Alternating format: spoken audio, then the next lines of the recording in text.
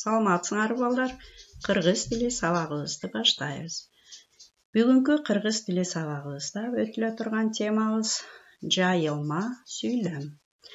Силер менен мен Жайнагүл Каримова 7 класстар үчүн қырғыз тілі сабагыбыз. Баш сүйлөмдөрдүн катышына карай сүйлөмдөр жалаң жана жайылма болуп экиге бөлүнөрүн биз үйрөнгөнбүз. Баш сүйлөмдөрдөн гана түзүлгөн сүйлөм жалаң сүйлөм деп аталарын да билебиз. А кандай сүйлөмдү жайылма сүйлөм дейбиз. Мисалдарга көңүл бурабыз. Жылдыз англис, испан, кыргыз тилдеринде эркин сүйлөйт.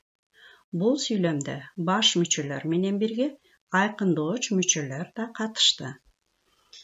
Мисалы, сүйлөйт баяндоочу, ким сүйлөйт, жылдыз сүйлөмдүн ээси, кандай сүйлөйт, эркин сүйлөйт сүйлөмдүн бышыктоочу, тилдеринде толуктооч, англис, испан, кыргыз кайсы тилдерде деп аныктооштук милдетти аткарды. Демек, баш жана айкындооч мүчөлөрдөн түзүлгөн сүйлөм жайылма сүйлөм деп аталат. Темабызды бышыктоо үчүн 282 көнүгүүнү карайбыз анда балдар. Бул көнүгүүдөгү сүйлөмдөрдү экиге бөлүп жазып алдык. Жалаң сүйлөмдөрүн бир бөлөк жана жайылма сүйлөмдөрүн бир бөлөк кылып жазып алдык.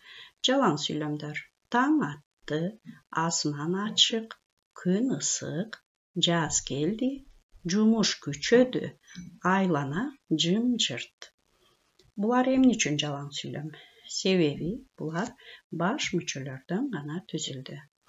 Ал эми эч жерде булут жок. Балдар чабак уруп жарышат. Адамдар талаада иштеп жатышат. Аңгыча үйгө да жетип калдык.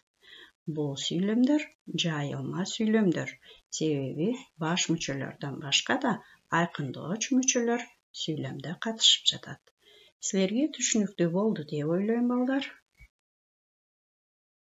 Өз алдыңарча иштөөгө 285 көнүгүү 139 беттеги жалаң сүйлөмдөр берилген балдар. Силер буларды жайылма сүйлөмгө айландырышыңар керек. Мисалы, жел жүрдү, сырт капкараңгы, таң атты, жылдыздар тарады, окуу аяктады, эгин-тегин жыйналды деген жалаң сүйлөмдөрдү жайылма сүйлөмдөргө айландырышыңар керек. Мисалы, эгин-тегин жыйналды деген жалаң сүйлөмдү быйыл эгин-тегин эрте жыйналды деп жайылма сүйлөм түрүнө айландырып алсак болот. Саламатта калгыла балдар.